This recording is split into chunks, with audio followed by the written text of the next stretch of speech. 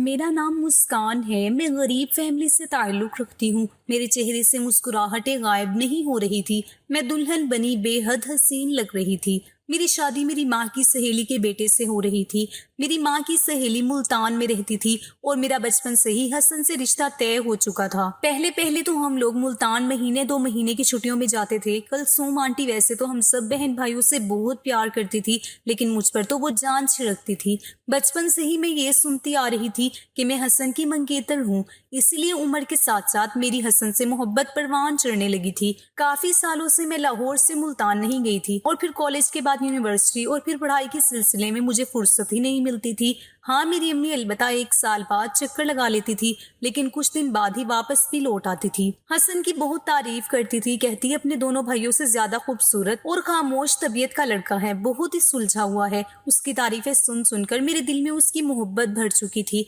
इस बार आंटी ने फोन किया तो कहने लगी, मेरी अमानत अब मुझे दे दो। मुस्कान मेरे हसन की अमानत है। मेरे माँ बाप को भला क्या एतराज होना था। मैं घर में सबसे बड़ी थी। मुझसे छोटा भाई था जो पापा की दुकान संभाल रहा था, पापा के साथ काम करता था। मुझसे छोटी 3 बहनें थी जो स्कूल में पढ़ती थी। हमारा ताल्लुक गरीब घराने से था। मेरी अम्मी ने मुश्किल से मेरा जहेज बनाया था। शादी की बात सुनकर पापा कुछ घबराए थे, कहने लगे कुछ ही महीने में शादी की तारीख रख तो दी है। मैं सोच रहा हूँ इस महंगाई में बेटी को रुखसत करना एक बाप के लिए बहुत बड़ी आजमाइश बन गई है। तुम जानती भी हो कि वो लोग खाते पीते घराने के हैं और लोगों का मेल जोल भी ज्यादा है। दोनों बड़े बेटे तो इसी इंतजार में हैं कि हसन की शादी हो तो वो अलग हो जाएं। जाहिर है जहेज में हर चीज देनी पड़ेगी। मेरी अम्मी कहने लगी, आप क्यों फिक्र करते हैं, मेरा जितना भी जेवर पड़ा है उससे बेचकर आप सारे पैसे उनको भिजवा दीजिएगा। वहाँ से हसन अपनी मर्जी का फर्नीचर ले लेगा, आखिर बच्चों ने ही इस्तेमाल करना है। यहाँ लाहौर से मुल्तान जाने में फर्नीचर रास्ते में ही आधा टूट जाएगा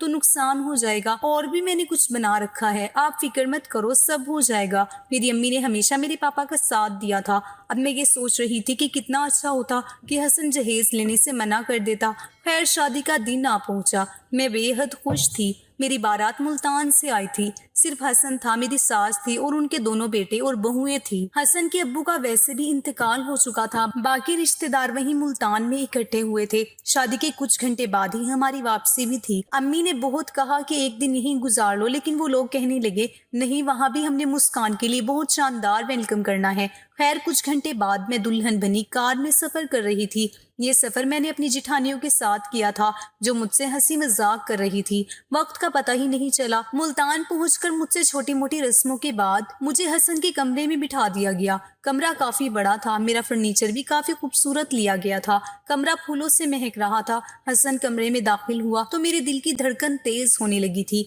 अब तक अम्मी से मैंने हसन की इतनी तारीफें सुनी थी। मुझे लगता था वो एक खूबसूरत हैंडसम लड़का होगा, देखने में हजारों में एक होगा। मुझे तो अपनी किस्मत पर जितना भी रश्क होता उतना कम था। हसन कमरे में आया और मेरे सामने आकर बैठ गया। मैंने फौरन नजरें झुका ली। 5 मिनट तक वो मुंह से कुछ नहीं बोला था। मेरी तारीफ में ना मेरी मोहब्बत में ना जाने क्यों मुझे ये महसूस हुआ जैसे वो लंबे लंबे सांस भर रहा है। मैंने धीरे से नजर उठाकर देखा तो उसकी आंखें ना जाने किस जज्बे से लाल हो रही थी। बहुत ही बदहवास लग रहा था। कमरे में एसी चल रहा था, फिर भी उसके चेहरे से पसीना बह रहा था। मैं समझ नहीं पा रही थी उसकी ये हालत क्यों हुई है। मैंने कहा, हसन आपकी तबीयत तो ठीक है। मेरे कहने पर उसने मेरा हाथ पकड़ लिया, कहने लगा, मोहब्बत करती हूँ मुझसे। हसन के सवाल पर मैं एकदम शर्मा गई। मैंने धीरे से हाँ में सर हिला दिया। मैंने कहा, हाँ मोहब्बत करती हूँ आपसे, तभी तो आज आपकी बीवी बनी आपके सामने बैठी हूँ। मेरा ये कहना था। उसने मेरा हाथ जोर से दबोच दिया। उसने मेरा हाथ इतनी जोर से दबाया था कि मैं चिल्ला उठी। मैं समझ नहीं पा रही थी आखिर वो क्या कर रहा है। मैंने कहा, मुझे दर्द हो रहा है हसन, मेरा हाथ छोड़ो। मुझे भी तकलीफ हो रही है। मुझे लग रहा था जैसे वो आदमी अपने होशो हवास में न हो। कहने लगा, मोहब्बत का दूसरा नाम दर्द है, तकलीफ है, परेशानी है। तुम्हें मेरी मोहब्बत चाहिए तो दर्द तो सहना पड़ेगा। मेरे जुनून को अपने बदन पर बर्दाश्त करना पड़ेगा।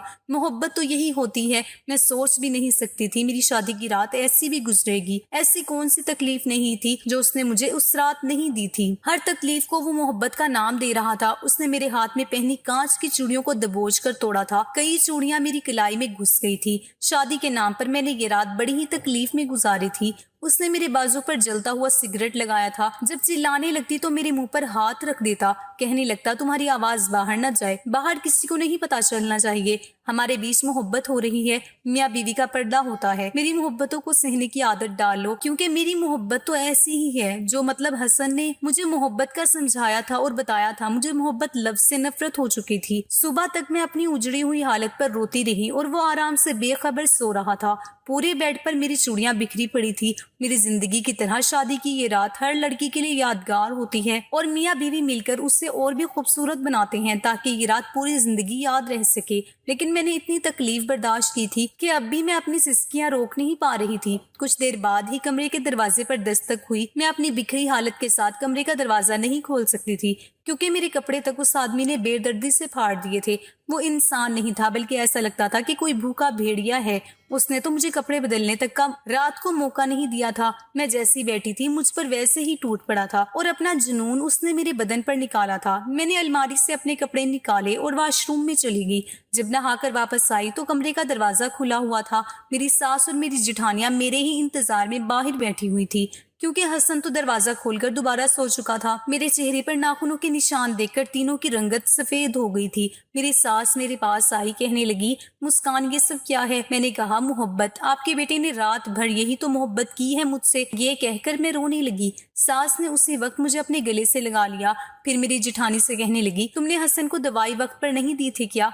ये सुनकर मुझे हैरत हुई थी। किस चीज की दवाई? वो कहने लगी, अम्मी जी मैंने तो दवाई दे दी थी, हसन के हाथ पर भी रखी थी, कहा भी था कि मेरे सामने ही खाओ, लेकिन आपको तो पता है उससे कितनी जल्दी होती है। कहने लगा, आप जाएं यहाँ से, मैं खा लूंगा। सास कहने लगी, तुम्हें कितनी बार कहा है चुपचाप खड़ी रहा करो, जब तक वो दवाई ना खा ले उस वक्त तक कमरे से बाहर मत आया करो।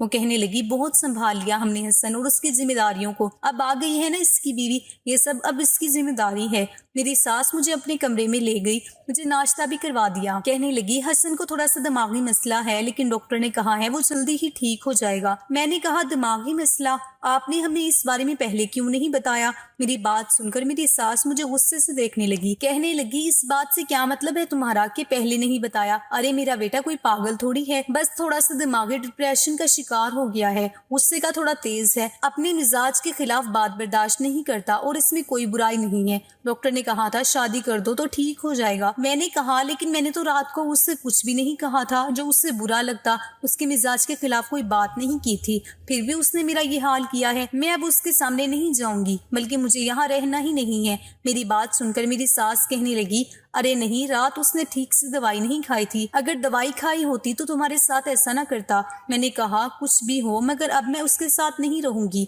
अगर उसके साथ कोई मसला था तो आपको पहले इलाज करवाना चाहिए था। वो कहने लगी, फिर मुर्गी की वही एक टांग। अरे बाबा, कह तो रही हूँ उसकी बीमारी का हल शादी था, इसीलिए मैंने कर दी। तुम्हारी मोहब्बत पाएगा तो ठीक हो जाएगा और मेरा बेटा कोई पागल थोड़ी है।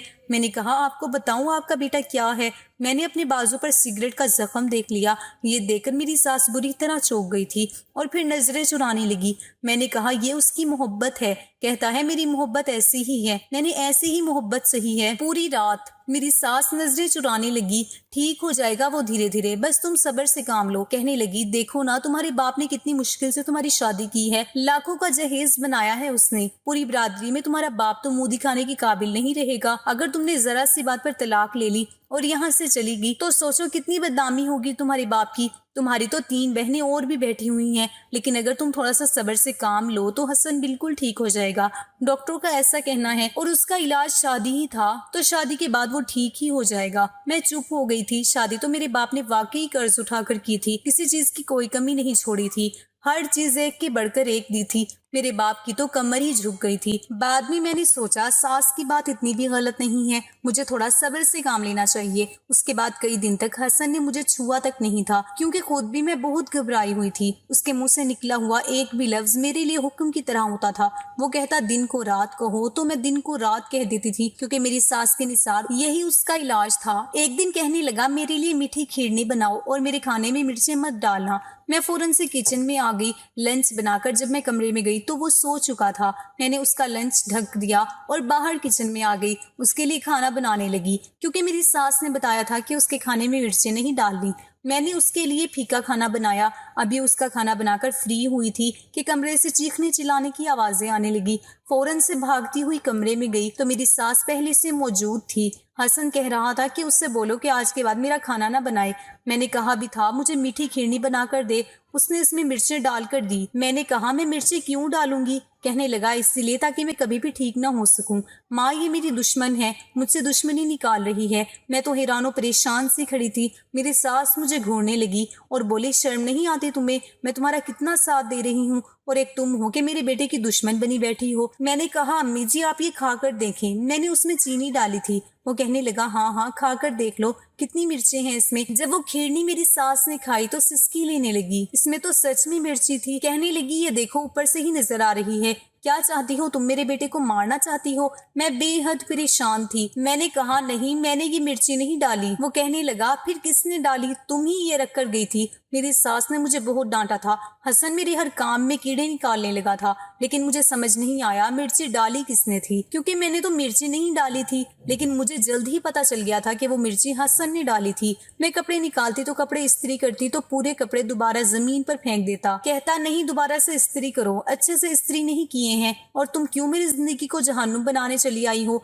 निकल जाओ मेरे घर से। मैं 1 महीने में ही सूख कर कांटा हो गई थी, क्योंकि हसन जो कुछ करता था मुझसे बर्दाश्त नहीं होता था। रात को वो किसी जंगली जानवर की तरह मेरे साथ पेश आता और दिन के वक्त मेरे किए हुए काम बिगाड़ता रहता। कभी कहता तुम कपड़े ठीक से नहीं धोती हो, कभी मेरे खाने में मिर्चें डाल देता और कहता तुमने डाली हैं और तुम मुझसे दुश्मनी निकाल रही हो। मेरा जी चाहता था जमीन फटे और मैं उसमें दफन हो जाऊं। मैं ये दर्द सह नहीं पा रही थी। अपने माँ बाप का सोचकर रोती रहती कि अभी तक तो उनके सर से कर्जा ही नहीं उतरा था। मेरी माँ का भी फोन आया था। कहने लगी जी तो चाहता है कुछ दिन के लिए तुम्हें अपने पास बुला लूं, लेकिन लाहौर से मुल्तान जाने का खर्चा बहुत हो जाएगा और हम तो इस वक्त बिल्कुल खाली हाथ हैं। तुम्हारे ससुराल पहली बार आएंगे तो इस तरह खाली हाथ नहीं आ सकते। इतने खर्चे का सोचकर हम चुप हो जाते थे। खैर मैंने अपने माँ बाप को हसन के बारे में कुछ भी नहीं बताया था और अपने आप को हसन के रवैये के लिए तैयार कर लेती थी। इंसान इतना ही सह सकता है जितनी उसमें बर्दाश्त होती है। उस दिन भी मैं उठी तो मेरा सर चकरा रहा था। हसन कह रहा था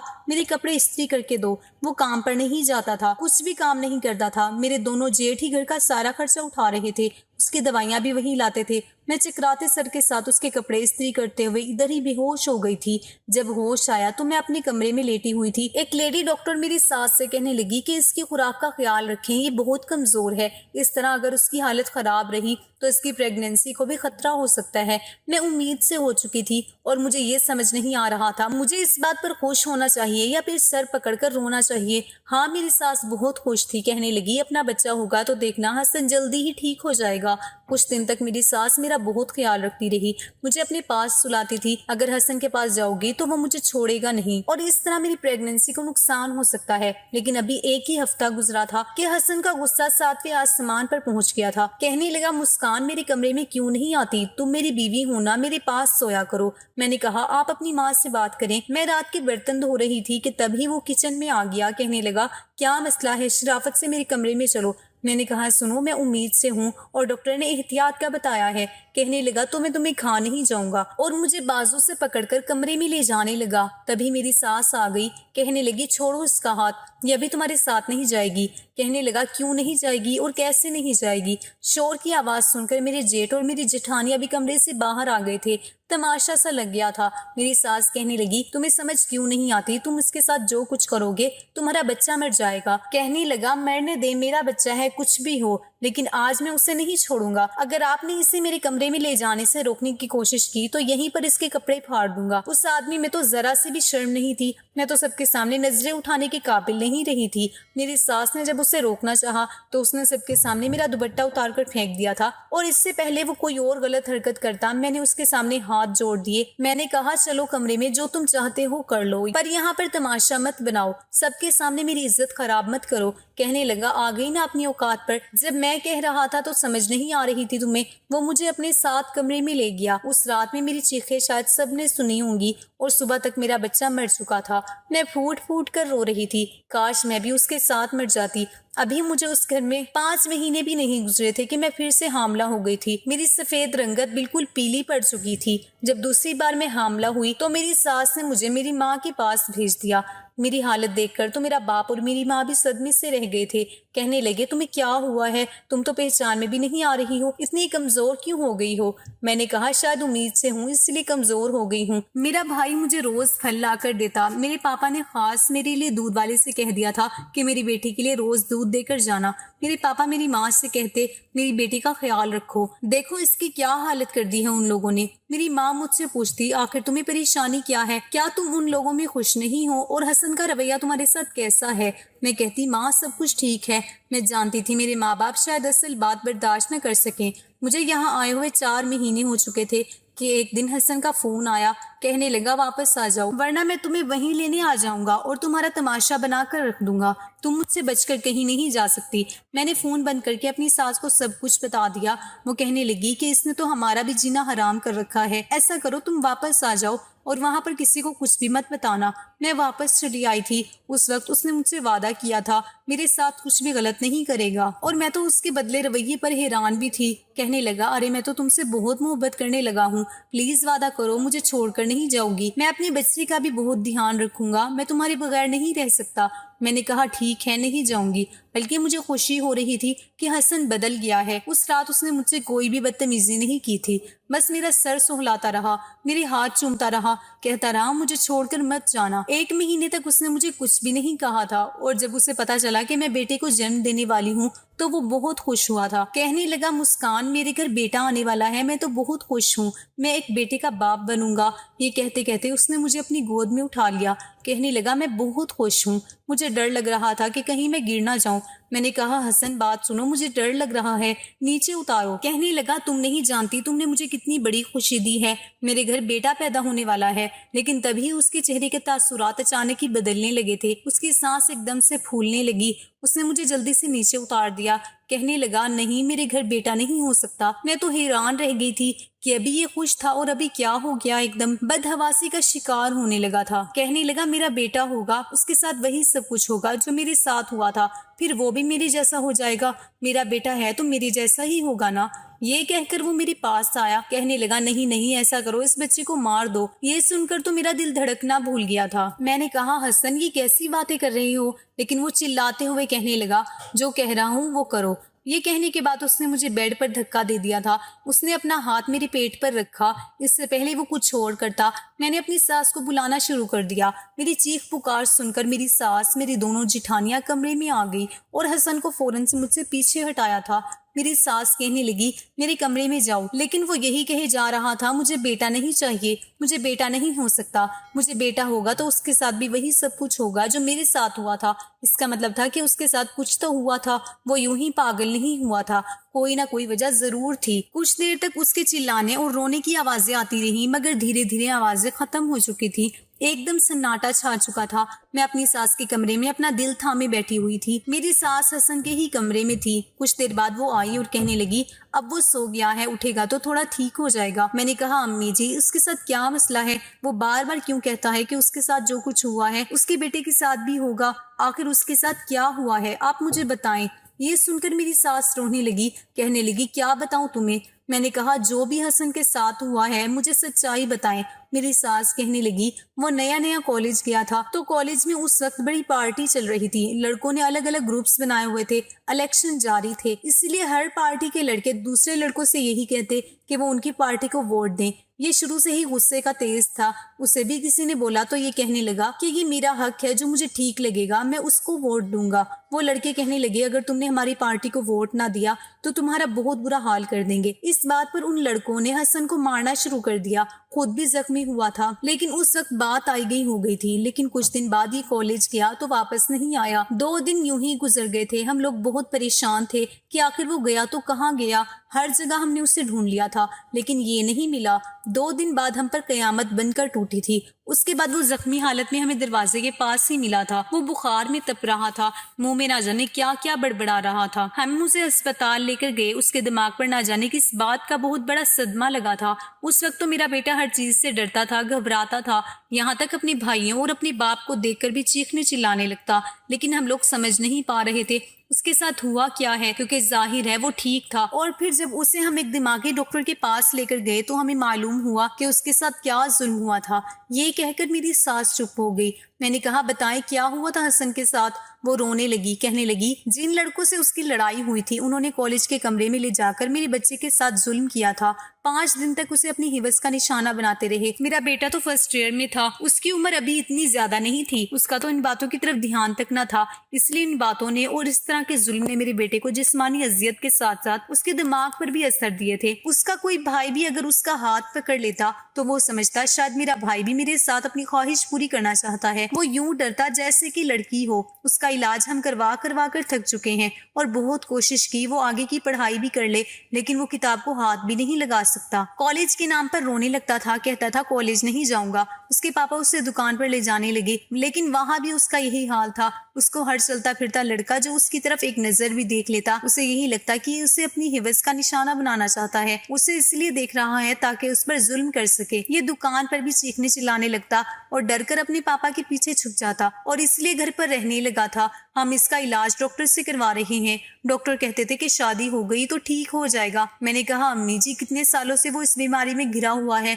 और आपने हमें बताने की भी कोशिश नहीं की। मेरी सास कहने लगी, मैं क्यों बताती किसी को, मेरे बेटे में कोई ऐब थोड़ी है, उसकी कोई गलती नहीं थी। मैंने कहा, लेकिन फिर भी। वो कहने लगी, बस मेरे बेटे को इल्जाम मत दो, तुम्हारी मोहब्बत और तुम्हारा ध्यान पाकर वो ठीक हो जाएगा। और मैं ये सोच रही थी कि इसको कौन सी मेरी तवज्जो और प्यार चाहिए। वो आदमी तो मेरी सुनता ही नहीं था। मैं अब समझ गई थी कि उसके अंदर जुनून और दर्द देने की वजह क्या है, क्योंकि उसने मर्दों से दर्द सहा था और इसी चीज का बदला वो मेरे जिस्म को नोच नोच कर लेता था। मेरा रोना चीखें उसे सुकून देती हैं। मेरे आंसू देखकर वो पागल हो जाता था। कहता था कि मोहब्बत दर्द सहने का नाम है और मेरी मोहब्बत पर जब तुम रोती हो तो मुझे और भी प्यारी लगती हो। मैं उसके सामने जब हाथ जोड़ती कि खुदा के लिए हसन मेरे हाल पर छोड़ दो। ये भी सच था कि वो मुझसे मोहब्बत भी करता था। अगर मैं उसे कहीं नजर ना आती थी तो पूरा घर सर पर उठा लेता था, लेकिन मुझे चैन से जीने भी नहीं देता था।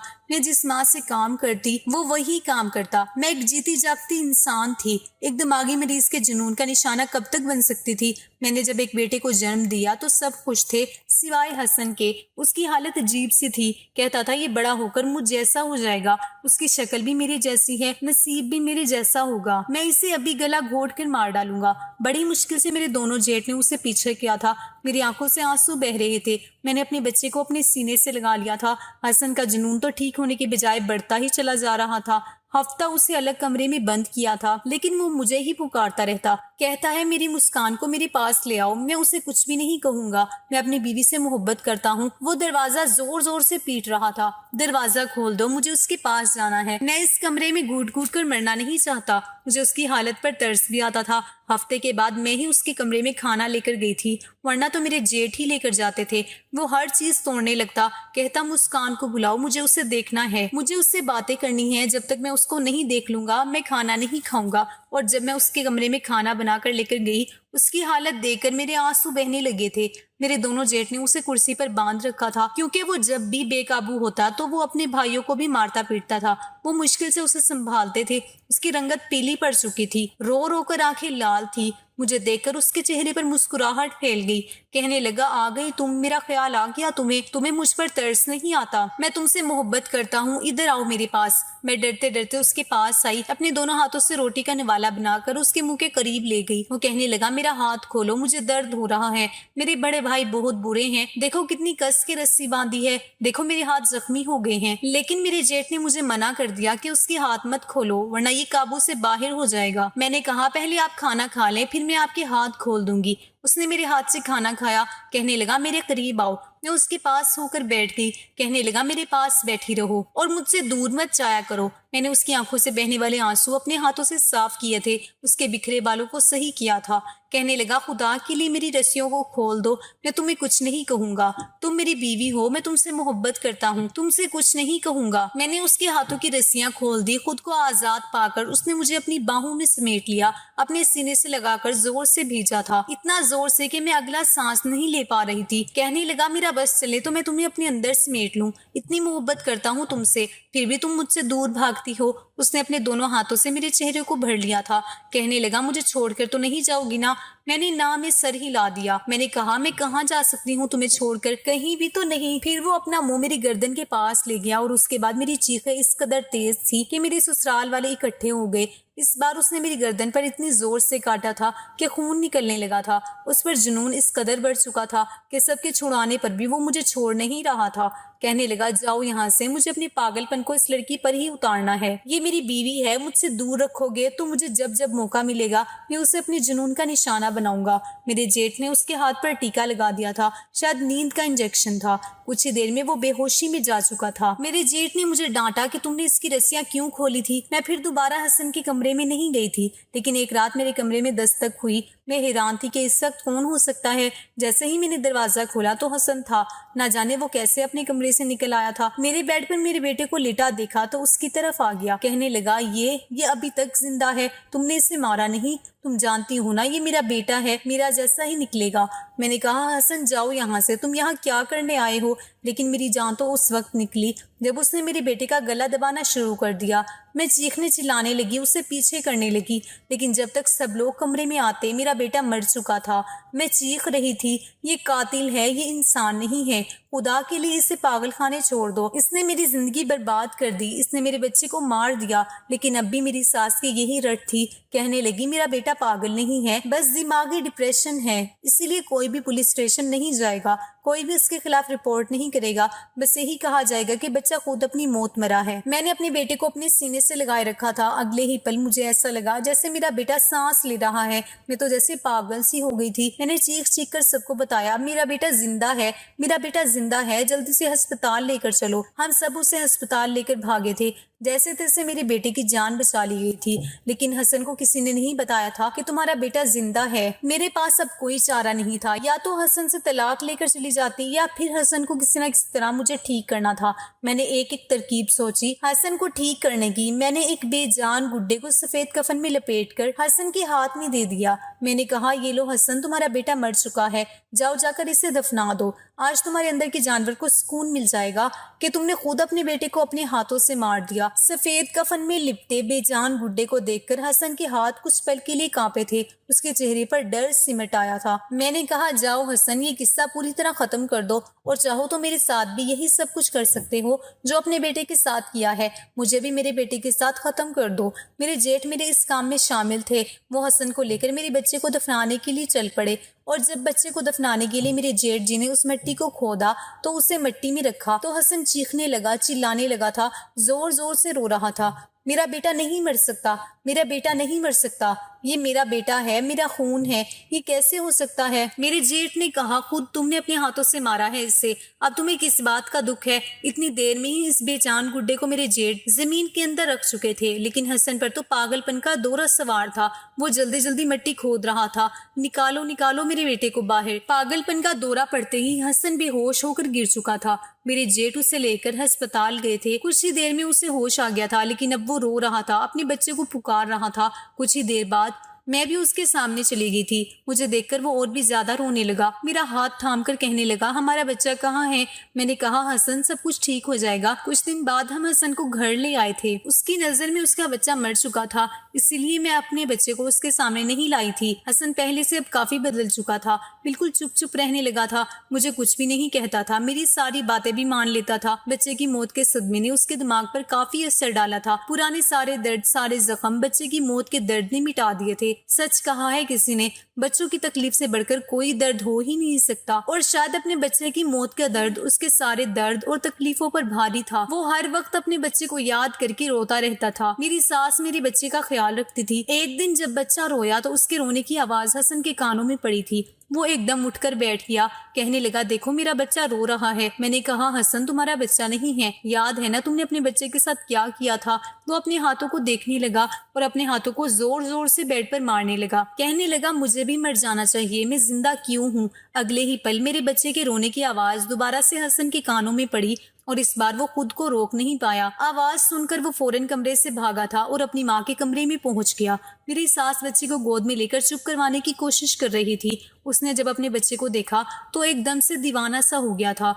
मेरी जेठ जिठानियां भी कमरे में आ चुके थे। हम सब लोग डरे सहमे खड़े थे कि कहीं फिर से बच्चे को नुकसान ना पहुंचा दे। लेकिन हसन अपने बच्चे को गोद में लेकर उसे बेतहाशा चूमने लगा, अपने सीने से लगा लिया, कहने लगा मुझे पता था मेरा बच्चा मर नहीं सकता, मेरा बच्चा जिंदा है। वो रो रहा था, अब उसे छुपाना बेकार था कि उसका बच्चा मर चुका है। मैं अब अपने बच्चे को लेकर अपने कमरे में ही रहने लगी थी, लेकिन फिर भी मुझे बहुत ज्यादा डर लगता था कि कहीं हसन बच्चे को फिर से नुकसान ना पहुंचा दे। लेकिन अब वो बच्चे को कोई नुकसान नहीं पहुंचाता था, हर वक्त उसे गोद में लिए उसे चूमता रहता, उसे प्यार करता। मुझे भी अब बहुत ही प्यार और मोहब्बत से पेश आता था। बच्चे की मोहब्बत ने हसन को बिल्कुल बदल कर रख दिया था। आज मेरा बेटा 3 साल का हो चुका है। हसन अपने पिछले सारे दुखों को भूल गया है और वो अपने बच्चे की परवरिश में पूरे दिल से लग चुका है और मेरा भी बहुत ख्याल रखता है। दोस्तों, ये एक सच्चा हादसा था जो मैंने आप लोगों को सुनाया है, लेकिन आप लोगों से एक सवाल भी है कि इस तरह के दिमागी मरीज लोगों का इलाज सिर्फ शादी है? मुस्कान की किस्मत अच्छी थी या फिर बच्चे की किस्मत थी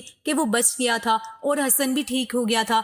लेकिन बहुत सारे केस ऐसे होते हैं जहाँ इस तरह के मरीज ठीक नहीं होते और ऐसे में लड़की की जिंदगी बर्बाद हो जाती है। आप लोगों से बस एक ही सवाल है कि ऐसे लोगों की शादी करनी चाहिए? क्या शादी के बाद ऐसे लोग ठीक हो जाते हैं? जब ऐसे बिगड़े हुए लड़के जिन्हें उनके माँ बाप भी ना सुधार सकते हो, क्या उसे किसी और की जिंदगी में शामिल कर देना चाहिए? ये सोच करके शादी होगी तो वो लड़का खुद ही ठीक हो जाएगा। खुदा के लिए दूसरों की बेटियों के साथ ये घिनौना खेल खेलना छोड़ दें। अपने बेटों की परवरिश अच्छी करें ताकि आने वाली आपको दुआएं दें, बद्दुआएं नहीं। जैसा कि एक लड़की की परवरिश बहुत अहमियत रखती है, ऐसे ही लड़कों की परवरिश भी बहुत अहमियत रखती है, क्योंकि उन्होंने भी किसी की बेटी के साथ जिंदगी गुजारनी होती है। इसलिए पराई बेटी पर जुल्म ना करें। अपने बेटे को सुधारने के लिए अपनी कोशिश करें, किसी बेटी के साथ उसकी शादी ना करें।